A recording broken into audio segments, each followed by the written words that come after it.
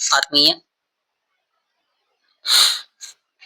ಅರ್ಥಶಾಸ್ತ್ರದ ಎಲ್ಲ ಮುದ್ದು ವಿದ್ಯಾರ್ಥಿಗಳನ್ನ ಮತ್ತೊಮ್ಮೆ ಕೌಟಿಲ್ಯ ವೇದಿಕೆಗೆ ಸ್ವಾಗತವನ್ನ ಮಾಡುತ್ತಾ, ಹಿಂದಿನ ಅವಧಿಯಲ್ಲಿ ಬೇಡಿಕೆಗೆ ಸಂಬಂಧಪಟ್ಟಂತೆ ಬೇಡಿಕೆ ಅಂದ್ರೆ ಏನು, ಬೇಡಿಕೆಯನ್ನು ನಿರ್ಧರಿಸುವಂತಹ ಅಂಶಗಳು, ಬೇಡಿಕೆಯ ನಿಯಮ, ಬೇಡಿಕೆ ಹಿಗ್ಗುವಿಕೆ ಮತ್ತು ಕುಗ್ಗುವಿಕೆ ಬಗ್ಗೆ ಚರ್ಚೆ ಮಾಡಲಾಗಿದೆ. ವಿದ್ಯಾರ್ಥಿಗಳ ಇವತ್ತಿನ ಈ ಒಂದು ಅವಧಿಯಲ್ಲಿ ಅತಿ ಪ್ರಮುಖವಾದಂತ ಟಾಪಿಕ್ ಅನ್ನ ಆಯ್ದುಕೊಂಡು ಚರ್ಚೆ ಮಾಡುವಂತ ಪ್ರಯತ್ನವನ್ನ ಮಾಡಲಾಗಿದೆ. ಆದಷ್ಟು ವಿಡಿಯೋನ ಕೊನೆ ತನಕ ಸ್ಕಿಪ್ ಮಾಡದೆ ನೋಡಿ. ವಿಡಿಯೋ ಇಷ್ಟ ಆದ್ರೆ ಲೈಕ್ ಮಾಡ್ರಿ. ಹೊಸದಾಗಿ ನೋಡುವಂತ ವಿದ್ಯಾರ್ಥಿಗಳು ಚಾನಲ್ ಅನ್ನ ಸಬ್ಸ್ಕ್ರೈಬ್ ಮಾಡಿಕೊಂಡು ಪಕ್ಕದಲ್ಲಿರುವಂತ ಬೆಲ್ ಐಕಾನ್ ಕ್ಲಿಕ್ ಮಾಡ್ಬೇಕಂತೇಳಿ ತಮ್ಮಲ್ಲಿ ಕೇಳ್ಕೊಳ್ತೇನೆ. ಬನ್ನಿ ವಿಡಿಯೋನ ಸ್ಟಾರ್ಟ್ ಮಾಡೋಣ.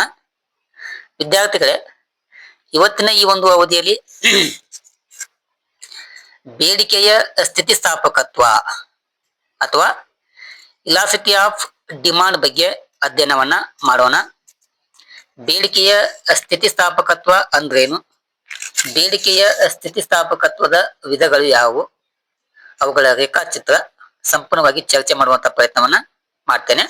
ಬನ್ನಿ, ಈ ಒಂದು ಬೇಡಿಕೆಯ ಸ್ಥಿತಿಸ್ಥಾಪಕತ್ವವನ್ನ ಮೊಟ್ಟ ಮೊದಲವಾಗಿ ಪರಿಚಯ ಮಾಡಿಕೊಟ್ಟವು ಯಾರಂತಂದ್ರ ಕಾರ್ನಾಟ್ ಅಂತೇಳಿ. ಯಾವ ಅರ್ಥಶಾಸ್ತ್ರಜ್ಞ? ಕಾರ್ನಾಟ್ ಅರ್ಥಶಾಸ್ತ್ರಜ್ಞ ಮತ್ತು ಜೆ.ಎಸ್. ಮಿಲ್ ಎಂಬ ಅರ್ಥಶಾಸ್ತ್ರಜ್ಞರು. ಕಾರ್ನಾಟ್ ಮತ್ತು ಜೆ.ಎಸ್. ಮಿಲ್ ಎಂಬ ಅರ್ಥಶಾಸ್ತ್ರಜ್ಞರು ಈ ಪರಿಭಾವನೆಯನ್ನ ಪರಿಚಯ ಮಾಡುವಂತ ಕೆಲಸವನ್ನ ಮಾಡ್ತಾರ. ಅದಾದ ನಂತರ ಇದಕ್ಕೆ ಸ್ಪಷ್ಟ ರೂಪವನ್ನ ನೀಡಿ ಜನಪ್ರಿಯಗೊಳಿಸ್ತವ್ರು ಯಾರಂತಂದ್ರ ಪ್ರೊಫೆಸರ್ ಆಲ್ಫ್ರೆಡ್ ಮಾರ್ಷಲ್. ಆದ್ದರಿಂದ ಈ ಒಂದು ಪರಿಭಾವನೆಯನ್ನ ನಾವೇನ್ ಕರಿತೀವಿ, ಮಾರ್ಷಲ್ ರವರ ಕೊಡುಗೆ ಅಂತ ಕರಿತೀವಿ. ಓಕೆನಾ? ಪರಿಚಯ ಮಾಡಿಕೊಟ್ಟವು ಕಾರ್ನಾಟ್ ಮತ್ತು ಜೆ.ಎಸ್. ಮಿಲ್ ಅಂತೇಳಿ. ಓಕೆನಾ? ಆದ್ರೆ ಇದನ್ನು ಜನಪ್ರಿಯಗೊಳಿಸ್ತವು ಪ್ರೊಫೆಸರ್ ಆಲ್ಫ್ರೆಡ್ ಮಾರ್ಷಲ್. ಇಷ್ಟು ನೀವು ಪೀಠಿಕೆಯಲ್ಲಿ ಈ ಒಂದು ಪರಿಕಲ್ಪನೆಯನ್ನ ಬರಬೇಕಾಗ್ತದೆ. ಇಷ್ಟಾದ್ಮೇಲೆ ಬೇಡಿಕೆಯ ಸ್ಥಿತಿಸ್ಥಾಪಕತ್ವ ಅಂದ್ರೇನು ಎಂಬುದನ್ನ ಮೀನಿಂಗ್ ಅನ್ನ ಬರೀಬೇಕಾಗ್ತದ. ಮೀನಿಂಗ್ ಕೂಡ ಬಹಳ ಈಜಿ ಐತಿ. ಬೆಲೆಯಲ್ಲಿ ಬದಲಾವಣೆ ಆದಾಗ, ಏನು ಬೆಲೆಯಲ್ಲಿ ಬದಲಾವಣೆ ಆದಾಗ ಬೇಡಿಕೆಯಲ್ಲಿ ಎಷ್ಟು ಪ್ರಮಾಣದಲ್ಲಿ ಬದಲಾವಣೆ ಆಗುತ್ತದೆ ಎಂಬುದನ್ನ ತಿಳಿಸುವುದಕ್ಕೆ ನಾವೇನ್ ಕರಿತೀವಿ, ಬೇಡಿಕೆಯ ಸ್ಥಿತಿಸ್ಥಾಪಕತ್ವ ಅಂತ ಕರಿತೀವಿ. ಏನು ಬೆಲೆಯಲ್ಲಿ ಬದಲಾವಣೆ ಉಂಟಾದಾಗ, ಬೆಲೆಯಲ್ಲಿ ಬದಲಾವಣೆ ಉಂಟಾದಾಗ ಬೇಡಿಕೆಯಲ್ಲಿ ಎಷ್ಟು ಪ್ರಮಾಣದಲ್ಲಿ ಬದಲಾವಣೆ ಆಗುತ್ತದೆ ಎಂಬುದನ್ನ ತಿಳಿಸುವುದಕ್ಕೆ ಬೇಡಿಕೆಯ ಸ್ಥಿತಿಸ್ಥಾಪಕ ಅಂತ ಕರಿತೇವೆ ನಾವು. ಇಲ್ಲಿ ಬೆಲೆ ಐತಿ, ಇದು ಬೇಡಿಕೆ. ಓಕೆನಾ? ಬೆಲೆಯಲ್ಲಿ ಬದಲಾವಣೆ 10, 20, 30, 40 ಇದು ಬೆಲೆಯಲ್ಲಿ ಬದಲಾವಣೆ ಆಗಿದೆ. ಈ ತೆರನಾಗಿ ಬೆಲೆಯಲ್ಲಿ ಬದಲಾವಣೆ ಆದಾಗ ಬೇಡಿಕೆಯಲ್ಲಿ ಎಷ್ಟು ಪ್ರಮಾಣದ ಬದಲಾವಣೆ ಆಗುತ್ತದೆ ಎಂಬುದನ್ನ ತಿಳಿಸುವುದಕ್ಕೆ ನಾವು ಬೇಡಿಕೆಯ ಸ್ಥಿತಿಸ್ಥಾಪಕತ್ವ ಅಂತೇಳಿ ಕರೆಯುವಂತ ಕೆಲಸವನ್ನ ಮಾಡ್ತೇವೆ. ಆ ಬೇಡಿಕೆಯ ಸ್ಥಿತಿಸ್ಥಾಪಕತ್ವವನ್ನ ಕಂಡುಹಿಡಿಯುವಂತ ಸೂತ್ರ ಅದು ಕೂಡ ಈಜಿ ಆಗಿದೆ ನೋಡ್ರಿ. ಸ್ಥಿತಿಸ್ಥಾಪಕತ್ವವನ್ನ ಕಂಡುಹಿಡಿಯುವಂತ ಸೂತ್ರ ಇಪಿ ಇಪಿ ಅಂದ್ರ ಬೇಡಿಕೆಯ ಸ್ಥಿತಿಸ್ಥಾಪಕತ್ವ ಅಂದಂಗ change in Q divide by change in P into P divide by Q ಅಂತೇಳಿ. ಇದು ಬೇಡಿಕೆಯ ಸ್ಥಿತಿಸ್ಥಾಪಕತ್ವವನ್ನ ಕಂಡುಹಿಡಿಯುವಂತ ಒಂದು ಸೂತ್ರ ಆಗಿದೆ. ಚೇಂಜ್ ಇನ್ ಕ್ಯೂ ಅಂತಂದ್ರ ಬೇಡಿಕೆಯಲ್ಲಿನ ಬದಲಾವಣೆ, ಚೇಂಜ್ ಇನ್ ಪಿ ಅಂತಂದ್ರ ಬೆಲೆಯಲ್ಲಿನ ಬದಲಾವಣೆ, ಪಿ ಅಂತಂದ್ರ ಮೂಲ ಬೆಲೆ, ಕ್ಯೂ ಅಂತಂದ್ರ ಮೂಲ ಬೇಡಿಕೆ ಪ್ರಮಾಣವನ್ನ ತೋರಿಸುವಂತ ಒಂದು ಸಂಕೇತ ಆಗಿದೆ. ಹೀಗಾಗಿ EP change in Q divide by change in P into P divide by Q. ಹಿಂಗಂದ್ರ ಬೇಡಿಕೆಯಲ್ಲಿನ ಬದಲಾವಣೆ, ಇದು ಬೆಲೆಯಲ್ಲಿನ ಬದಲಾವಣೆ, ಇದು ಮೂಲ ಬೆಲೆ, ಇದು ಮೂಲ ಬೇಡಿಕೆಯನ್ನ ತೋರಿಸುವಂತ ಒಂದು ಸಂಕೇತ ಆಗಿದೆ. ಇದು ಬೇಡಿಕೆಯ ಸ್ಥಿತಿಸ್ಥಾಪಕತ್ವದ ಅರ್ಥ ಮತ್ತು ಸೂತ್ರ. ಇದಾದ್ಮೇಲೆ ಬೇಡಿಕೆಯ ಸ್ಥಿತಿಸ್ಥಾಪಕತ್ವದ ವಿಧಗಳ ಬಗ್ಗೆ ಚರ್ಚೆ ಮಾಡೋಣ. ಇದರಲ್ಲಿ ಪ್ರಮುಖವಾಗಿ ಒಂದು ಬೆಲೆ ಬೇಡಿಕೆ ಸ್ಥಿತಿಸ್ಥಾಪಕತ್ವ, ಆದಾಯ ಬೇಡಿಕೆ ಸ್ಥಿತಿಸ್ಥಾಪಕತ್ವ, ಛೇದಕ ಬೇಡಿಕೆ ಸ್ಥಿತಿಸ್ಥಾಪಕತ್ವ, ಪ್ರತಿನಿಧಾನ ಬೇಡಿಕೆ ಸ್ಥಿತಿಸ್ಥಾಪಕತ್ವ, ಜಾಹೀರಾತು ಬೇಡಿಕೆ ಸ್ಥಿತಿಸ್ಥಾಪಕತ್ವ, ಬೆಲೆ ನಿರೀಕ್ಷೆಯ ಸ್ಥಿತಿಸ್ಥಾಪಕತ್ವ. ಇಷ್ಟು 6 ವಿಧಗಳನ್ನ ಈ ಬೇಡಿಕೆಯ ಸ್ಥಿತಿಸ್ಥಾಪಕತ್ವದ ವಿಧಗಳಲ್ಲಿ ನಾವೇನ್ ಮಾಡ್ಬೋದು ಕಾಣಬಹುದು. ಈ ಒಂದೊಂದಾಗಿ ಚರ್ಚೆ ಮಾಡುತ್ತಾ ಹೋಗೋಣ. ಇಲ್ಲಿ ನೋಡ್ರಿ, ಫಸ್ಟ್ ಒನ್ ಯಾವುದು? ಬೆಲೆ ಬೇಡಿಕೆ ಸ್ಥಿತಿಸ್ಥಾಪಕತ್ವ. ಯಾವುದು? ಬೆಲೆ ಬೇಡಿಕೆ ಸ್ಥಿತಿಸ್ಥಾಪಕತ್ವ. ಇಲ್ಲಿ ಇತರೆ ಅಂಶಗಳು ಸ್ಥಿರವಾಗಿದ್ದು, ಈಗ ಇತರೆ ಅಂಶಗಳು ಯಾವಂತ ನಿಮ್ಗೆ ಗೊತ್ತಾಗಬೇಕಂತಂದ್ರ ಹಿಂದಿನ ಒಂದು ಅವಧಿಯಲ್ಲಿ ವಿಡಿಯೋದಲ್ಲಿ ಚರ್ಚೆ ಮಾಡಲಾಗಿದೆ. ಇತರೆ ಸ್ಥಿತಿಗತಿಗಳು ಅಂತಂದ್ರ ವ್ಯಕ್ತಿಯ ಆದಾಯ ಆಗ್ಬಹುದು, ಆಯ್ಕೆ ಆಗ್ಬಹುದು, ಒಲವು, ಇವೆಲ್ಲ ಅಂಶಗಳಾಗಿರ್ತಾವ. ಇವು ಸ್ಥಿರವಾಗಿದ್ದು ಕೇವಲ ಬೆಲೆಯಲ್ಲಿ ಮಾತ್ರ ಬದಲಾವಣೆ ಉಂಟಾದಾಗ, ಕೇವಲ ಬೆಲೆಯಲ್ಲಿ ಮಾತ್ರ ಬದಲಾವಣೆ ಉಂಟಾದಾಗ ಬೇಡಿಕೆಯಲ್ಲಿ ಯಾವ ಪ್ರಮಾಣದಲ್ಲಿ ಬದಲಾವಣೆ ಉಂಟಾಗುತ್ತದೆ ಎಂಬುದನ್ನ ತಿಳಿಸುವುದಕ್ಕೆ ನಾವೇನ್ ಕರಿತೀವಿ? ಬೆಲೆ ಬೇಡಿಕೆ ಸ್ಥಿತಿಸ್ಥಾಪಕತ್ವ ಅಂತ ಕರಿತೀವಿ. ಏನೋ ಇತರೆ ಸ್ಥಿತಿಗತಿಗಳು ಸ್ಥಿರವಾಗಿದ್ದು ಕೇವಲ ಬೆಲೆಯಲ್ಲಿ ಮಾತ್ರ ಬದಲಾವಣೆಯಾಗಿ ಆ ಬೆಲೆಯಲ್ಲಿ ಬದಲಾವಣೆ ಉಂಟಾದಾಗ ಬೇಡಿಕೆಯಲ್ಲಿ ಯಾವ ಪ್ರಮಾಣದಲ್ಲಿ ಬದಲಾವಣೆ ಉಂಟಾಗುತ್ತದೆ ಎಂಬುದನ್ನ ತಿಳಿಸುವುದಕ್ಕೆ ನಾವೇನ್ ಕರಿತೀವಿ? ಬೆಲೆ ಬೇಡಿಕೆ ಸ್ಥಿತಿಸ್ಥಾಪಕ ಅಂತೇಳಿ ಕರೆಯುವಂತ ಕೆಲಸವನ್ನ ಮಾಡ್ತೇವೆ. ಇಲ್ಲಿ ಗಮನಿಸಬೇಕು, ಬೆಲೆ ಬೇಡಿಕೆ ಸ್ಥಿತಿಸ್ಥಾಪಕತ್ವವು ಇದು ಬೆಲೆ ಬದಲಾವಣೆ ಮತ್ತು ಬೇಡಿಕೆಯ ಬದಲಾವಣೆ ನಡುವಿನ ಅನುಪಾತವನ್ನ ಸೂಚಿಸುತ್ತದೆ. ಏನು? ಬೆಲೆ ಬದಲಾವಣೆ ಮತ್ತು ಬೇಡಿಕೆ ಪ್ರಮಾಣದ ಬದಲಾವಣೆಗಳ ನಡುವಿನ ಅನುಪಾತವನ್ನ ತಿಳಿಸುವಂತ ಕೆಲಸವನ್ನ ಈ ಬೆಲೆ ಬೇಡಿಕೆ ಸ್ಥಿತಿಸ್ಥಾಪಕತ್ವ ಮಾಡ್ತದ. ಏನ ಬಹಳ ಈಜಿ ಆಗಿದೆ ವಿದ್ಯಾರ್ಥಿಗಳೇ.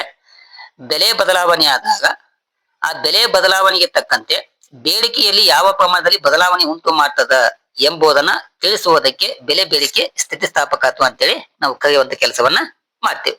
ಇದು ಒಂದನೇ ಟೈಪ್ಸ್. ಅದಕ್ಕೆ ಸಂಬಂಧಪಟ್ಟಂತ ಸೂತ್ರ ಐತಿ ನೋಡ್ರಿ ಇಲ್ಲಿ. ಸೂತ್ರ EP is equal to change in Q divided by change in P into P divided by Q. Change in Q ಅಂತಂದ್ರ ಬೇಡಿಕೆಯಲ್ಲಿನ ಬದಲಾವಣೆ, ಚೇಂಜ್ ಇನ್ P ಅಂತಂದ್ರ ಬೆಲೆಯಲ್ಲಿನ ಬದಲಾವಣೆ, P ಅಂತಂದ್ರ ಮೂಲ ಬೆಲೆ, Q ಅಂತಂದ್ರ ಮೂಲ ಬೇಡಿಕೆ ಪ್ರಮಾಣವನ್ನ ಸೂಚಿಸ್ತದ. ಇದು ಬೆಲೆ ಬೇಡಿಕೆ ಸ್ಥಿತಿಸ್ಥಾಪಕತ್ವವನ್ನ ಕಂಡುಹಿಡಿಯುವಂತ ಒಂದು ಸೂತ್ರ. ಇಲ್ಲಿ ಬೆಲೆ ಬೇಡಿಕೆ ಸ್ಥಿತಿಸ್ಥಾಪಕತ್ವದಲ್ಲಿ ಹಲವಾರು ವಿಧಗಳನ್ನ ನಾವು ಕಾಣಬಹುದು. ಅದರಲ್ಲಿ ಒಂದೇದು ಯಾವುದು? ಪರಿಪೂರ್ಣ ಸ್ಥಿತಿಸ್ಥಾಪಕತ್ವ ಬೇಡಿಕೆ. ಯಾವುದು? ಪರಿಪೂರ್ಣ ಸ್ಥಿತಿಸ್ಥಾಪಕತ್ವ ಬೇಡಿಕೆ. ಅದ್ರ ಮೀನಿಂಗ್ ಅನ್ನ ತಿಳ್ಕೋಣ. ಅದ್ರ ಮೀನಿಂಗ್ ನೋಡ್ರಿ, ಇದು ಬೆಲೆ ಬೇಡಿಕೆ ಸ್ಥಿತಿಸ್ಥಾಪಕತ್ವದ ಬರುವಂತ ಒಂದನೇ ವಿಧ. ಬೆಲೆಯಲ್ಲಿ ಸ್ವಲ್ಪವೇ ಸ್ವಲ್ಪ ಬದಲಾವಣೆ ಆದವು ಕೂಡ, ಬೆಲೆಯಲ್ಲಿ ಸ್ವಲ್ಪ ಬದಲಾವಣೆ ಆಗಿದೆ. ಬೆಲೆಯಲ್ಲಿ ಸ್ವಲ್ಪ ಬದಲಾವಣೆ ಆದವು ಬೇಡಿಕೆಯಲ್ಲಿ ಅಗಾಧ ಪ್ರಮಾಣದಲ್ಲಿ ಬದಲಾವಣೆ ಆಗುವುದನ್ನ ನಾವು ಪರಿಪೂರ್ಣ ಬೇಡಿಕೆ ಸ್ಥಿತಿಸ್ಥಾಪಕ ಅಂತ ಕರಿತೇವೆ. ಏನೋ ಬೆಲೆಯಲ್ಲಿ ಸ್ವಲ್ಪ ಬದಲಾವಣೆ ಆದವು ಬೇಡಿಕೆಯಲ್ಲಿ ಅಗಾಧವಾಗಿ ಬದಲಾವಣೆ ಆಗುವುದಕ್ಕೆ ನಾವೇನ್ ಕರಿತೀವಿ? ಪರಿಪೂರ್ಣ ಸ್ಥಿತಿಸ್ಥಾಪಕತ್ವ ಬೇಡಿಕೆ ಅಂತ ಕರಿತೀವಿ. ಎಕ್ಸಾಂಪಲ್ ಅಂತಂದ್ರ ಬೆಲೆ 10 ಐತಿ, ಇದು ಬೆಲೆ, ಇದು ಬೇಡಿಕೆ, ಇದು ಬೇಡಿಕೆ. ಓಕೆನಾ? ಬೆಲೆ 10 ರಿಂದ 12 ರೂಪಾಯಿ ಹೆಚ್ಚಿಗೆ ಆಯ್ತು. 10 ರೂಪಾಯಿ ಇದ್ದಾಗ ಬೇಡಿಕೆ ಪ್ರಮಾಣ 12 ಇತ್ತು. ಓಕೆನಾ? ಈಗ ಬೆಲೆಯಲ್ಲಿ ಸ್ವಲ್ಪವೇ ಬದಲಾವಣೆ ಆಗಿದೆ, 10 ರಿಂದ 12 ಆಗಿದೆ. ಹೌದಾ? 10 ರಿಂದ 12 ಆದಾಗ ಬೇಡಿಕೆ ಪ್ರಮಾಣ 20ರಷ್ಟು ಬದಲಾವಣೆ ಆಗ್ತದೆ. ನೋಡಿ, ಇಲ್ಲಿ ಗ್ಯಾಪ್ ಕೇವಲ 2ರಷ್ಟು ಗ್ಯಾಪ್ ಇದೆ, ಇಲ್ಲಿ ಗ್ಯಾಪ್ 8ರಷ್ಟು ಗ್ಯಾಪ್ ಇದೆ. ಹೀಗಾಗಿ ಬೆಲೆಯಲ್ಲಿ ಸ್ವಲ್ಪವೇ ಸ್ವಲ್ಪ ಬದಲಾವಣೆ ಆದ್ರೂ ಬೇಡಿಕೆಯಲ್ಲಿ ಅಗಾಧವಾಗಿ ಬದಲಾವಣೆ ಆಗುವುದಕ್ಕೆ ನಾವು ಪರಿಪೂರ್ಣ ಸ್ಥಿತಿಸ್ಥಾಪಕತ್ವ ಬೆಲೆ ಬೇಡಿಕೆ ಅಂತ ಕರಿತೇವೆ. ಅದಕ್ಕೆ ನಾವು ಇದನ್ನ ಏನ್ ಬಿಂಬಿಸ್ತೇವೆ ಅಂತಂದ್ರ E is equal to infinity, ಅಂದ್ರೆ ಅನಂತ ಅನ್ನ. ಬೆಲೆಯಲ್ಲಿ ಸ್ವಲ್ಪ ಬದಲಾವಣೆ ಆತಂದ್ರ ಅಗಾಧವಾಗಿ ಬೇಡಿಕೆ ಪ್ರಮಾಣದಲ್ಲಿ ಬದಲಾವಣೆ ಆಗುವುದನ್ನ ನಾವು ಪರಿಪೂರ್ಣ ಸ್ಥಿತಿಸ್ಥಾಪಕ ಅಂತ ಕರಿತೇವೆ. ಓಕೆನಾ? ಇದು ಅದರ ಮೀನಿಂಗ್. ಆ ಮೀನಿಂಗ್ ನಿಮ್ಗೆ ಗೊತ್ತಾಗ್ಲಿಕ್ಕಂತಂದ್ರ ಇಲ್ಲಿ ನೋಡ್ರಿ, ಇಲ್ಲಿ ಇದು ಅದಕ್ಕೆ ಸಂಬಂಧಪಟ್ಟಂತ ರೇಖಾಚಿತ್ರ ಇದೆ ನೋಡ್ರಿ. OX ಅಕ್ಷದಲ್ಲಿ ಬೆಲೆಯನ್ನು ಬಿಂಬಿಸಲಾಗಿದೆ. OX ಅಕ್ಷದಲ್ಲಿ ಬೆಲೆ, OX ಅಕ್ಷದಲ್ಲಿ ಬೇಡಿಕೆ ಪ್ರಮಾಣ, OY ಅಕ್ಷದಲ್ಲಿ ಬೆಲೆಯನ್ನ ಬಿಂಬಿಸಲಾಗಿದೆ. ಬೆಲೆಯು OP ಎಷ್ಟು ಬದಲಾವಣೆ ಆಗಿದೆ. ಏನ ಇಷ್ಟೇ ಬದಲಾವಣೆ ಆಗಿದೆ. ಇಷ್ಟು ಬದಲಾವಣೆ ಆದಾಗ ಬೇಡಿಕೆ ಪ್ರಮಾಣ ಅಗಾಧವಾಗಿ ಬದಲಾವಣೆ ಆಗ್ತದೆ. ಇಷ್ಟ ಆಗ್ಬೋದು, ಇಷ್ಟ ಆಗ್ಬೋದು, ಇಷ್ಟ ಆಗ್ಬೋದು, ಇಷ್ಟ ಆಗ್ಬೋದು, ಇಷ್ಟ ಆಗ್ಬೋದು. ನೋಡ್ರಿ, ಬೆಲೆಯಲ್ಲಿ ಸ್ವಲ್ಪವೇ ಸ್ವಲ್ಪ ಬದಲಾವಣೆ ಆದ್ರೂ ಬೇಡಿಕೆಯಲ್ಲಿ ಅಗಾಧವಾಗಿ ಬದಲಾವಣೆ ಆತಂತಂದ್ರ ಅದಕ್ಕೆ ನಾವೇ ಅಂತ ಕರಿತೀವಿ ಪರಿಪೂರ್ಣ ಸ್ಥಿತಿಸ್ಥಾಪಕತ್ವ ಅಂತ ಕರಿತೀವಿ. ಅದಕ್ಕಾಗಿ E is equal to infinity ಅಂತೇಳಿ ನಾವು ಸಂಕೇತವಾಗಿ ಬಿಂಬಿಸ್ತೇವೆ. ಓಕೆನಾ. ಹೀಗಾಗಿ ಬೇಡಿಕೆ ರೇಖೆಯು OX ಅಕ್ಷಕ್ಕೆ ಸಮಾನಾಂತರವಾಗಿ ಇರ್ತದ. ಓಕೆನಾ. ಇದು ಒಂದನೆಯ ಟೈಪ್ಸ್ ಆಗಿದೆ. ಓಕೆನಾ. ಇದಕ್ಕೆ ಸಂಬಂಧಪಟ್ಟಂತ ವಿವರಣೆ ಐತಿಲಿ, ಆ ವಿವರಣೆಯನ್ನ ಕಲೆ ಹಾಕೋವಿ. ಎರಡನೇದು ಸೆಕೆಂಡ್ ಒನ್ ಟೈಪ್ಸ್ ಇಲ್ಲಿ ನೋಡ್ರಿ, ಬೇಡಿಕೆಯ ಪರಿಪೂರ್ಣ ಅಸ್ಥಿತಿಸ್ಥಾಪಕತ್ವ. ಇದು ಬೆಲೆ ಬೇಡಿಕೆ ಸ್ಥಿತಿಸ್ಥಾಪಕತ್ವದಲ್ಲಿ ಬರುವಂತ ಎರಡನೇ ವಿಧವಾಗಿದೆ. ಬೇಡಿಕೆಯ ಪರಿಪೂರ್ಣ ಅಸ್ಥಿತಿಸ್ಥಾಪಕತ್ವ ಇದು ಎರಡನೇದು. ಬೆಲೆಯಲ್ಲಿ ಎಷ್ಟೇ ಪ್ರಮಾಣದಲ್ಲಿ ಬದಲಾವಣೆ ಆದರೂ ಕೂಡ ಬೇಡಿಕೆ ಪ್ರಮಾಣದಲ್ಲಿ ವ್ಯತ್ಯಾಸ ಆಗದಿರುವ ಸನ್ನಿವೇಶವನ್ನ ನಾವೇನ್ ಕರಿತೀವಿ ಪರಿಪೂರ್ಣ ಅಸ್ಥಿತಿಸ್ಥಾಪಕತ್ವ ಬೇಡಿಕೆ ಅಂತ ಕರಿತೀವಿ. ಬೆಲೆಯಲ್ಲಿ ಎಷ್ಟೇ ಬದಲಾವಣೆ ಆದ್ರೂ ಕೂಡ ಬೇಡಿಕೆಯಲ್ಲಿ ಯಾವುದೇ ಕಾರಣಕ್ಕೂ ಬದಲಾವಣೆ ಆಗುವುದಿಲ್ಲ. ಹೀಗಾಗಿ ಇದನ್ನ ನಾವೇನ್ ಸಂಕೇತ ಮಾಡ್ತೀವಿ ಇ ಇಸ್ ಈಕ್ವಲ್ ಟು 0. ಇದು ಇ ಎಂಬುದು ಬೆಲೆ, ಇದು ಡಿಮಾಂಡ್. ಇದು ಬೆಲೆಯಲ್ಲಿ ಎಷ್ಟೇ ಬದಲಾವಣೆ ಆದ್ರೂ ಕೂಡ ಬೇಡಿಕೆಯಲ್ಲಿ ಯಾವುದೇ ಬದಲಾವಣೆ ಆಗುವುದಿಲ್ಲ. ಅದನ್ನ ರೇಖಾಚಿತ್ರ ಆಯ್ತು ನೋಡ್ರಿ. ಇಲ್ಲಿ OX ಅಕ್ಷದಲ್ಲಿ ಬೇಡಿಕೆ ಪ್ರಮಾಣವನ್ನ, OY ಅಕ್ಷದಲ್ಲಿ ಬೆಲೆಯನ್ನ ಬಿಂಬಿಸಲಾಗಿದೆ. ಇಲ್ಲಿ ಬೆಲೆ ನೋಡ್ರಿ, OP ಇತ್ತು, OP1 OP2 ಬೆಲೆಯಲ್ಲಿ ಬದಲಾವಣೆ ಆಗಿದೆ. ಮತ್ತೆ ಇಲ್ಲಿ ಹೆಚ್ಚಿಗೆ ಆಗ್ಬೋದು, ಇಲ್ಲಿ ಮಟ್ಟ ಹೋಗ್ಬೋದು, ಇಲ್ಲಿ ಮಟ್ಟ ಹೋಗ್ಬೋದು. ಬೆಲೆ ನಿರಂತರವಾಗಿ ಎಷ್ಟೇ ಪ್ರಮಾಣದಲ್ಲಿ ಬದಲಾವಣೆ ಆಗಿದೆ. ಆ ಎಷ್ಟೇ ಪ್ರಮಾಣದಲ್ಲಿ ಬದಲಾವಣೆ ಆದ್ರೂ ಕೂಡ ಬೇಡಿಕೆ ಪ್ರಮಾಣ ಮಾತ್ರ ಓಕಿದಷ್ಟು ಮಾತ್ರ ಸೀಮಿತವಾಗಿದೆ. ಅಲ್ಲಿ ಬೇಡಿಕೆಯಲ್ಲಿ ಯಾವುದೇ ಕಾರಣಕ್ಕೂ ಬದಲಾವಣೆ ಆಗಿಲ್ಲ. ನೋಡ್ರಿ, ಇಲ್ಲಿ ಬೆಲೆ ಬದಲಾವಣೆ ಐತಿ. OP2 OP1 OP3 OP4 OP5 ನಿರಂತರವಾಗಿ ಇಲ್ಲಿ ಬದಲಾವಣೆ ಆಗುತ್ತೆ. ಇಲ್ಲಿ ಬೆಲೆಯಲ್ಲಿ ಎಷ್ಟೇ ಬದಲಾವಣೆ ಆದ್ರೂ ಕೂಡ ಬೇಡಿಕೆ ಪ್ರಮಾಣದಲ್ಲಿ ಮಾತ್ರ ಓಕಿದಷ್ಟು ಮಾತ್ರ ಏನಾಗತಿ ಬದಲಾವಣೆ ಆಗಿದೆ. ಹಿಂಗಾಗಿ ಇಲ್ಲಿ ಬೇಡಿಕೆಯಲ್ಲಿ ಯಾವುದೇ ಕಾರಣಕ್ಕೂ ಬದಲಾವಣೆ ಆಗೋದಿಲ್ಲ. ಇದಕ್ಕೆ ನಾವೇ ಅಂತ ಕರಿತೀವಿ ಬೇಡಿಕೆಯ ಪರಿಪೂರ್ಣ ಅಸ್ಥಿತಿಸ್ಥಾಪಕ ಅಂತ ಕರಿತೀವಿ. ಹೀಗಾಗಿ ಇಲ್ಲಿ ಬೇಡಿಕೆ ರೇಖೆಯು OY ಅಕ್ಷಕ್ಕೆ ಲಂಬವಾಗಿ ಇರುತ್ತದೆ. ಲಂಬವಾಗಿ ಇರ್ತದೆ. ಇದು ಎರಡನೆಯ ವಿಧವಾಗಿದೆ. ಕ್ಲಿಯರ್ ಅಂತ ತಿಳ್ಕೊತಾರೆ. ಅದಕ್ಕೆ ಸಂಬಂಧಪಟ್ಟಂತ ಮಾಹಿತಿ ಐತಿ. ಈ ಮಾಹಿತಿಯನ್ನು ನೀವೇ ಮಾಡ್ಕೋರಿ, ನೋಟನ್ನ ಮಾಡ್ಕೋರಿ. ಥರ್ಡ್ ಒನ್ ಮೂರನೇ ಟೈಪ್ಸು ಯಾವುದು? ಬೇಡಿಕೆಯ ಸರಿಸಮ ಸ್ಥಿತಿಸ್ಥಾಪಕತ್ವ. ಬೆಲೆಯಲ್ಲಿ ಎಷ್ಟು ಪ್ರಮಾಣದ ಬದಲಾವಣೆ ಆಗುವುದೋ ಅಷ್ಟೇ ಪ್ರಮಾಣದಲ್ಲಿ ಬೇಡಿಕೆ ಬದಲಾಗುವುದನ್ನ ನಾವು ಸರಿಸಮ ಸ್ಥಿತಿಸ್ಥಾಪಕ ಅಂತ ಕರಿತೇವೆ. ಬೆಲೆಯಲ್ಲಿ ಎಷ್ಟು ಬದಲಾವಣೆ ಆಗುತ್ತಲ್ಲ ಬೇಡಿಕೆಯಲ್ಲಿ ಅಷ್ಟೇ ಬದಲಾವಣೆ ಆಗ್ತದೆ. ಅದು ನಾವೇ ಅಂತ ಕರಿತೀವಿ ಸರಿಸಮ ಬೇಡಿಕೆ ಸ್ಥಿತಿಸ್ಥಾಪಕ ಅಂತ ಕರಿತೇವೆ. ಓಕೆನಾ. ಎಕ್ಸಾಂಪಲ್ಗೆ ಬೆಲೆ 10, ಬೇಡಿಕೆಯಲ್ಲೂ 10ರಷ್ಟು ಬದಲಾವಣೆ ಆಗಿದೆ. ಬೆಲೆ 20 ಆಗಿದೆ, ಬೇಡಿಕೆಯಲ್ಲೂ 20ರಷ್ಟು ಬದಲಾವಣೆ ಆಗಿದೆ. ಬೆಲೆಯು 30 ಆಗ್ತದೆ, ಬೇಡಿಕೆಯಲ್ಲೂ 30ರಷ್ಟು ಬದಲಾವಣೆ ಆಗ್ತದೆ. ಬೆಲೆ ಮತ್ತೆ 5 ಕಡಿಮೆ ಆಗ್ತದೆ, ಬೇಡಿಕೆಯಲ್ಲೂ 5ರಷ್ಟು ಕಡಿಮೆ ಆಗ್ತದೆ. ಬೆಲೆ ಎಷ್ಟು ಬದಲಾವಣೆ ಆಗುತ್ತಲ್ಲ ಅಷ್ಟೇ ಪ್ರಮಾಣದಲ್ಲಿ ಬೇಡಿಕೆಯಲ್ಲಿ ಬದಲಾವಣೆ ಆಗುವುದನ್ನ ನಾವೇ ಅಂತ ಕರಿತೀವಿ ಬೇಡಿಕೆಯ ಸರಿಸಮ ಸ್ಥಿತಿಸ್ಥಾಪಕತ್ವ ಅಂತ ಕರಿತೀವಿ. ಹೀಗಾಗಿ ಇಲ್ಲಿ ಇ ಇಸ್ ಈಕ್ವಲ್ ಟು 1 ಏನ ಸರಿಸಮವಾಗಿರ್ತದ. ಅದನ್ನ ನಾವು ರೇಖಾಚಿತ್ರದಲ್ಲಿ ತಿಳ್ಕೋಬಹುದು. ರೇಖಾಚಿತ್ರ ನೋಡ್ರಿ, ರೇಖಾಚಿತ್ರ ಇಲ್ಲಿ ನೋಡ್ರಿ. ಇದು OY ಅಕ್ಷದಲ್ಲಿ ಬೆಲೆ ಐತಿ. ಬೆಲೆಯು OP1 ನಿಂದ OP2 ಇಲ್ಲಿ ಎಷ್ಟು ಬದಲಾವಣೆ ಆಗೈತೆ ನೋಡಿ, ಗ್ಯಾಪ್ ಇಲ್ಲಿ ಎಷ್ಟು ಗ್ಯಾಪ್ ಐತಿ ನೋಡ್ರಿ. ಅಷ್ಟೇ ಪ್ರಮಾಣದ ಬದಲಾವಣೆನ ನಾವು ಇಲ್ಲಿ ಕಾಣ್ತೇವೆ. ಬೆಲೆಯಲ್ಲಿ ಎಷ್ಟು ಬದಲಾವಣೆ ಆಗತ್ತಲ್ಲ ಇಲ್ಲಿ ನೋಡ್ರಿ, ಬೆಲೆಯಲ್ಲಿ ಎಷ್ಟು ಬದಲಾವಣೆ ಆಗತ್ತಲ್ಲ ಅಷ್ಟೇ ಬದಲಾವಣೆಯು ಬೇಡಿಕೆಯಲ್ಲಿ ಬದಲಾವಣೆ ಆಗ್ತದೆ. ಹೀಗಾಗಿ ಬೇಡಿಕೆ ರೇಖೆಯಲ್ಲಿ ಎಡದಿಂದ ಬಲಕ್ಕೆ ಕೆಳಮುಖವಾಗಿ ಚಲಿಸ್ತದೆ. ಓಕೆನಾ. ಇದು ಎಷ್ಟನೇದು? ಬೇಡಿಕೆಯ ಸರಿಸಮ ಸ್ಥಿತಿಸ್ಥಾಪಕತ್ವ ಒಂದು ರೇಖೆ ಆಗಿದೆ. ಓಕೆನಾ. ನೆಕ್ಸ್ಟ್ ಒನ್ ಅದಕ್ಕೆ ಸಂಬಂಧಪಟ್ಟಂತ ವಿವರಣೆ ಐತಿ. ಆ ವಿವರಣೆಯನ್ನ ನೀವು ನೋಟ್ಸ್ ಒಳಗ ನೋಟ್ ಮಾಡ್ಕೊಳ್ಳಿ. ನೆಕ್ಸ್ಟ್ ಒನ್ 4ನೇದು ಡಿ, ಬೇಡಿಕೆಯ ಸಾಪೇಕ್ಷ ಸ್ಥಿತಿಸ್ಥಾಪಕತ್ವ. ಇದು ಕೂಡ ಈಜಿ ಇದೆ, ಐತಿ ನೋಡ್ರಲ್ಲೇ. ಬೆಲೆಯಲ್ಲಿನ ಬದಲಾವಣೆಯ ಪ್ರಮಾಣಕ್ಕಿಂತಲೂ ಅಧಿಕ ಪ್ರಮಾಣದಲ್ಲಿ ಬೇಡಿಕೆ ಬದಲಾಗುವುದನ್ನ ಬೇಡಿಕೆ ಸಾಪೇಕ್ಷ ಸ್ಥಿತಿಸ್ಥಾಪಕತ್ವ ಅಂತ ಕರಿತೀವಿ. ಬೆಲೆಯಲ್ಲಿ ಸ್ವಲ್ಪ ಬದಲಾವಣೆ ಆಗತ್ತಲ್ಲ ಆ ಬೆಲೆಯಲ್ಲಿನ ಬದಲಾವಣೆಗಿಂತ ಬೇಡಿಕೆಯಲ್ಲಿ ಪ್ರಮಾಣ ಹೆಚ್ಚಳವಾಗಿರ್ತದೆ. ಬೆಲೆಯಲ್ಲಿನ ಬದಲಾವಣೆ ಪ್ರಮಾಣಕ್ಕಿಂತಲೂ ಅಧಿಕ ಪ್ರಮಾಣದಲ್ಲಿ ಬೇಡಿಕೆ ಬದಲಾಗುವುದನ್ನ ನಾವೇನ್ ಕರಿತೀವಿ ಬೇಡಿಕೆ ಸಾಪೇಕ್ಷ ಸ್ಥಿತಿಸ್ಥಾಪಕ ಅಂತ ಕರಿತೀವಿ. ಓಕೆನಾ? ಇಲ್ಲಿ ಗಮನಿಸಿ ನೀವು ಇಲ್ಲಿ ಇಲ್ಲಿ ಈ ಗ್ರೇಟರ್ ದ್ಯಾನ್ 1 ಅಂತ ಐತಿ. ಇಲ್ಲಿ ರೇಖಾಚಿತ್ರ ಸ್ವಲ್ಪ ಮಿಸ್ಟೇಕ್ ಆಗಿದೆ. ಇಲ್ಲಿ ಏನ್ ಮಾಡ್ಬೇಕು, ಓ ವಾಯದಲ್ಲಿ ಬೆಲೆಯನ್ನ, ಓ ಎಕ್ಸ್ ಅಕ್ಷದಲ್ಲಿ ನಾವೇನ್ ಮಾಡ್ಬೇಕು, ಬೇಡಿಕೆ ಪ್ರಮಾಣವನ್ನ ಬಿಂಬಿಸ್ಬೇಕು. ಬೆಲೆಯಲ್ಲಿ ಇಷ್ಟು ಬದಲಾವಣೆ ಆಗ್ತದೆ, ಸ್ವಲ್ಪ ಮಿಸ್ಟೇಕ್ ಆಗಿದೆ.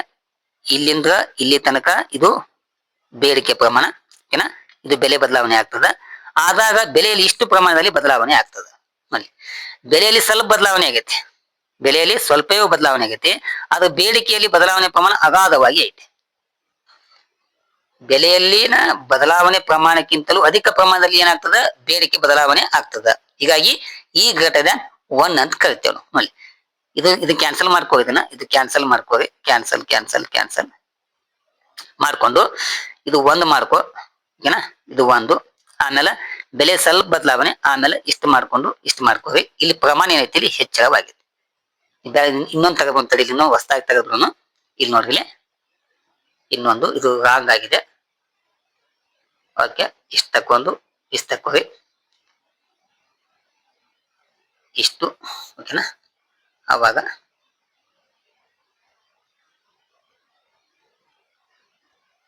ಇಷ್ಟು, ಓಕೆನಾ?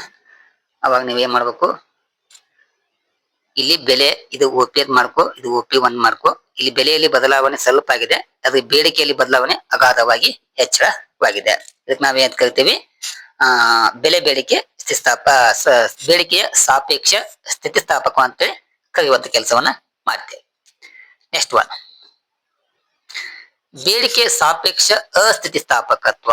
ಇಲ್ಲಿ ನೋಡ್ರಿ, ಬೆಲೆಯಲ್ಲಿನ ಬದಲಾವಣೆ ಪ್ರಮಾಣಕ್ಕಿಂತಲೂ ಬೆಲೆಯಲ್ಲಿನ ಬದಲಾವಣೆಯ ಪ್ರಮಾಣಕ್ಕಿಂತಲೂ ಕಡಿಮೆ ಪ್ರಮಾಣದಲ್ಲಿ, ಇಲ್ಲಿ ನೋಡಿ, ಬೇಡಿಕೆಯ ಸಾಪೇಕ್ಷ ಅಸ್ಥಿತಿಸ್ಥಾಪಕತ್ವ ಅಂತೇಳಿ ಬೆಲೆಯಲ್ಲಿನ ಬದಲಾವಣೆ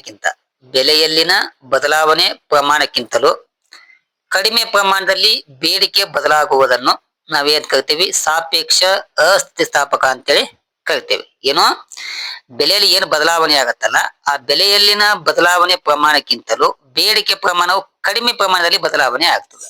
ಅದಕ್ಕೆ ನಾವೇನ್ ಕರಿತೀವಿ, ಬೇಡಿಕೆಯ ಸಾಪೇಕ್ಷ ಅಸ್ಥಿತಿಸ್ಥಾಪಕ ಅಂತ ಕರಿತೀವಿ. ಇಲ್ಲಿ ಗಮನಿಸ್ಬೇಕು, ಈ <1 ಅಂತೇಳಿ ಇಲ್ಲಿ ರೇಖಾಚಿತ್ರ ಗಮನಿಸಲಿ. OY ಅಕ್ಷದಲ್ಲಿ ಬೆಲೆಯನ್ನು ಬಿಂಬಿಸಲಾಗಿದೆ. ಇಲ್ಲಿ ಬೆಲೆ ಪ್ರಮಾಣ ನೋಡ್ರಿ, OP2 ಇಂದ OP1 ಪ್ರಮಾಣದಷ್ಟು ಬೆಲೆ ಬದಲಾವಣೆ ಆಗಿದೆ. ಆ ಬೆಲೆ ಬದಲಾವಣೆ ಪ್ರಮಾಣಕ್ಕಿಂತಲೂ ಬೇಡಿಕೆ ಪ್ರಮಾಣ ಕಡಿಮೆ ಪ್ರಮಾಣದಲ್ಲಿ ಬದಲಾವಣೆ ಆಗಿದೆ. ಇದು ಗ್ಯಾಪ್ ನೋಡ್ರಿ ಎಷ್ಟದ, ಇದು ಗ್ಯಾಪ್ ನೋಡ್ರಿ, ಇದಕ್ಕಿಂತ ಇದಕ್ಕೆ ಕಡಿಮೆಯಾಗಿ ಬದಲಾವಣೆ ಆಗಿದೆ. ಇದಕ್ಕೆ ನಾವೇನ್ ಕರಿತೀವಿ, ಬೇಡಿಕೆಯ ಸಾಪೇಕ್ಷ ಅಸ್ಥಿತಿಸ್ಥಾಪಕತ್ವ ಬೇಡಿಕೆ ಅಂತೇಳಿ ಕರೆಯುವಂತ ಕೆಲಸವನ್ನ ಮಾಡ್ತೇವೆ. ಓಕೆನಾ? ಇಷ್ಟು ಬೆಲೆ ಬೇಡಿಕೆ ಸ್ಥಿತಿಸ್ಥಾಪಕದಲ್ಲಿ ಬರುವಂತ ಪ್ರಮುಖ 5 ವಿಧಗಳಾಗಿವೆ. ಅದಕ್ಕೆ ಸಂಬಂಧಪಟ್ಟಂತ ಇಲ್ಲಿ ಮಾಹಿತಿ ಐತಿ. ಈ ಮಾಹಿತಿಯನ್ನು ನೀವೇ ಮಾಡ್ಕೊಳ್ಳಿ, ಕಲೆಯನ್ನ ಹಾಕೊಳ್ಳಿ. ಓಕೆನಾ? ನೆಕ್ಸ್ಟ್ 1, ಎರಡನೇದು ಆದಾಯ ಬೇಡಿಕೆ ಸ್ಥಿತಿಸ್ಥಾಪಕತ್ವ. ಆದಾಯದ ಬದಲಾವಣೆ ಕಾರಣದಿಂದಾಗಿ ಬೇಡಿಕೆ ಪ್ರಮಾಣದಲ್ಲಾಗುವ ಬದಲಾವಣೆಯನ್ನು ಆದಾಯ ಬೇಡಿಕೆ ಸ್ಥಿತಿಸ್ಥಾಪಕತ್ವ ಅಂತ ಕರಿತೀವಿ. ಇದು ಆದಾಯ ಮತ್ತು ಬೇಡಿಕೆ ನಡುವಿನ ಅನುಪಾತವನ್ನ ಸೂಚಿಸುತ್ತದೆ. ಇದು ಬಹಳ ಸಿಂಪಲ್ ಇದೆ. ಆದಾಯದಲ್ಲಿ ಬದಲಾವಣೆ ಆದಾಗ ಬೇಡಿಕೆಯಲ್ಲಿ ಯಾವ ಪ್ರಮಾಣದಲ್ಲಿ ಬದಲಾವಣೆ ಆಗುತ್ತದೆ ಎಂಬುದನ್ನ ತಿಳಿಸುವುದಕ್ಕೆ ಆದಾಯ ಬೇಡಿಕೆ ಸ್ಥಿತಿಸ್ಥಾಪಕ ಅಂತ ಕರಿತೀವಿ. ಸೂತ್ರ EI = change in Q divided by change in Y into Y divided by Q. Change in Q ಅಂತಂದ್ರ ಬೇಡಿಕೆಯಲ್ಲಿನ ಬದಲಾವಣೆ, ಚೇಂಜ್ ಇನ್ Y ಅಂತಂದ್ರ ಆದಾಯದಲ್ಲಿನ ಬದಲಾವಣೆ, Y ಅಂತಂದ್ರ ಮೂಲ ಆದಾಯ, Q ಅಂತಂದ್ರ ಮೂಲ ಬೇಡಿಕೆ ಪ್ರಮಾಣವನ್ನ ಸೂಚಿಸ್ತದ. ಓಕೆನಾ? ನೆಕ್ಸ್ಟ್ 1, ಅದಕ್ಕೆ ಸಂಬಂಧಪಟ್ಟಂತ ಅದರಲ್ಲಿ ಕೆಲವೊಂದು ಮಾಹಿತಿ ಬರ್ತಾವು, ವಿಧಗಳು ಬರ್ತಾವು. ಯಾವುದು? ಆದಾಯ ಸರಿಸಮ 1ಕ್ಕಿಂತ ಹೆಚ್ಚಿರುವ ಆದಾಯ ಬೇಡಿಕೆ ಸ್ಥಿತಿಸ್ಥಾಪಕತ್ವ, 1ಕ್ಕಿಂತ ಕಡಿಮೆ ಇರುವ, ಆಮೇಲೆ ಶೂನ್ಯ ಆದಾಯ ಬೇಡಿಕೆ ಸ್ಥಿತಿಸ್ಥಾಪಕತ್ವ, ಋಣಾತ್ಮಕ ಆದಾಯ ಬೇಡಿಕೆ ಸ್ಥಿತಿಸ್ಥಾಪಕತ್ವ ಅಂತೇಳಿ ಇಲ್ಲಿ ಕೂಡ 5 ವಿಧಗಳ ಬರ್ತಾವ. ಥರ್ಡ್ 1, ಛೇದಕ ಬೇಡಿಕೆ ಸ್ಥಿತಿಸ್ಥಾಪಕತ್ವ. ಇಲ್ಲಿ ನೋಡ್ರಿ, ಹಿಂಗಂತಂದ್ರ ಒಂದು ನಿರ್ದಿಷ್ಟ ವಸ್ತುವಿನ ಬೆಲೆ ಬದಲಾವಣೆಯು ಪರಿಣಾಮವಾಗಿ ಅದಕ್ಕೆ ಸಂಬಂಧಿಸಿದ ಬದಲಿ ವಸ್ತುವಿನ ಬೇಡಿಕೆ ಪ್ರಮಾಣದಲ್ಲಿ ಬದಲಾವಣೆ ಆಗುವುದನ್ನ ನಾವೇನ್ ಕರಿತೀವಿ, ಛೇದಕ ಬೇಡಿಕೆ ಸ್ಥಿತಿಸ್ಥಾಪಕ ಅಂತ ಕರಿತೀವಿ. ಏನು, ಒಂದು ವಸ್ತುವಿನ ಬೇಡಿಕೆ ಪ್ರಮಾಣದಲ್ಲಿ ಬದಲಾವಣೆ ಆತಂದ್ರ ಅದಕ್ಕೆ ಸಂಬಂಧಿಸಿರುವಂತ ಮತ್ತೊಂದು ಬೆಲೆ ಏನಾಗ್ತದ, ಆ ವಸ್ತುವಿನ ಬೆಲೆ ಬದಲಾವಣೆ ಆಗ್ತದೆ. ಇದಕ್ಕೆ ನಾವೇನ್ ಕರಿತೀವಿ, ಛೇದಕ ಬೇಡಿಕೆಯ ಸ್ಥಿತಿಸ್ಥಾಪಕ ಅಂತ ಕರಿತೀವಿ. ಇಲ್ಲಿ ಸೂತ್ರ ಐತಿ, ಆ ಸೂತ್ರವನ್ನ ನೀವೇನ್ ಮಾಡ್ಬೇಕು, ಎಕ್ಸಾಮ್ ಒಳಗ ಮೆನ್ಷನ್ ಅನ್ನ ಮಾಡಬೇಕು. ಇಷ್ಟು ಪ್ರಮುಖವಾಗಿ ಬೆಲೆ ಬೇಡಿಕೆ ಸ್ಥಿತಿಸ್ಥಾಪಕತ್ವದಲ್ಲಿ ಬರುವಂತ ಪ್ರಮುಖ ವಿಧಗಳಾಗಿವೆ. ಮುಂದಿನ ಒಂದು ಅವಧಿಯಲ್ಲಿ ಬೇಡಿಕೆ ಸ್ಥಿತಿಸ್ಥಾಪಕತ್ವವನ್ನ ನಿರ್ಧರಿಸುವಂತ ಅಂಶಗಳ ಬಗ್ಗೆ ಅಧ್ಯಯನವನ್ನ ಮಾಡೋಣ. ಥ್ಯಾಂಕ್ ಯು, ನಮಸ್ಕಾರ.